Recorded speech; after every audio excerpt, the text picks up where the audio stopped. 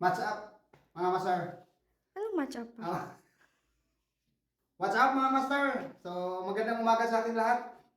So, ngayon mayroon akong ipapakita sa inyo na shoe na pinalagyan ng adapter sa Miss Bumper. Yan, okay? So, kaya nga minsan may mga nagme-message sa akin na gustong magpapagawa ng adapter para doon sa X-Bumper, no? Hindi ko talaga pwedeng gagawa ako ng part dito tapos papadala ko lang sa kanila para sila na mismo yung mag-attach. So hindi talaga pwede, master, na ganun ang sistema. Kasi tulad nito, ipapakita ko sa inyo. Ito. Ito yung Sean. Okay? Yan yung Sean na pinalagyan ng nire-varnish to. Okay? Tapos pinalagyan ng bumper para sa Miss. Yan. Okay. So kaya naman hindi ko pwedeng ipadala sa inyo or kung gagawa ako ng isang ganito. Ito kasi yung ano niya mismo. Yan. Yan yung bumper niya. Okay. Tapos yung pinakaano niya, yan. Ito medyo nilaliman natin konti yung butas niya para sa bumper. So, ito kasi may gagawin pa tayo. Ito yung ano niya, bolt ng Miss mismo, original. Yan. Yan mismo. Kaya lang mga master, naglagay pa ako ng thread dito.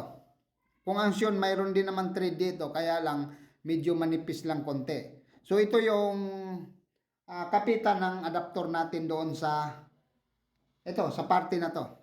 Okay? So, yan yung may ano. Tapos ngayon, ipasok natin yan, yung bolt na yan. Yan, ito yung bolt niya. Aluminum lang tong nakalagay dito, master. So, para dito kakapit yung extender natin or ano, kabitan ng pinaka extension.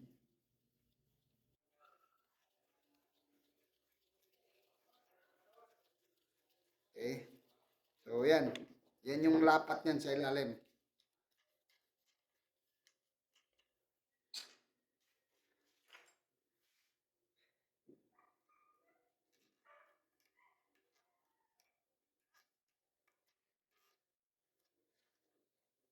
Yan. Kailangan higpitan. Okay. So, yan yung mga master. So, yan yung lapat niya. Tapos, itong ginawa natin na ano niya, system niya dito sa bumper. Yan. Ito, may thread na siya. So, kailangan natin ipasok doon sa loob. Kaya lang, hindi natin basta-basta lang na ipasok na as in, ano na. Kailangan may thread. Kaya nga gumawa ko ng thread yan. At saka ito, may thread din. So, diyan natin ipasok yung ano. Yan. Okay? Tapos, ito yung lock natin sa ilalim. So, kaya hindi talaga pwede na or pwede naman akong gumawa pero ang problema kasi may mga gagalawin pa tayo dito sa bat mismo. Yan yung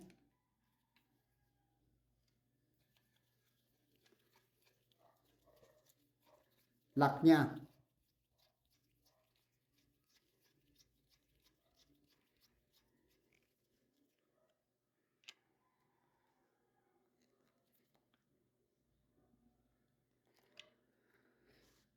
So yan, nakalock na yung ano niya.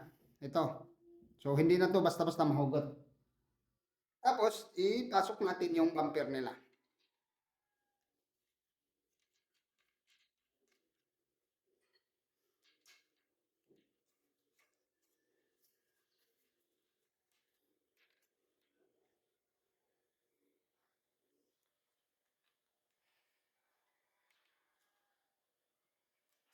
Yan.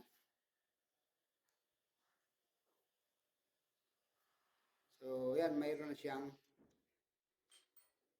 kabitan ng extension ng pang-miss. Pagka tinatanggal lang din to uli, ito, at ibalik nila sa original na Sean, so pinatabi ko lang yung bumper nila, ipasok lang nila mismo dito sa looban. So doon na naman, yun pa rin yung ano natin, yung gagamitin ng mga pisado sa ilalim, yung bolt niya. para kumapit yung bumper nilang original dito sa Sion.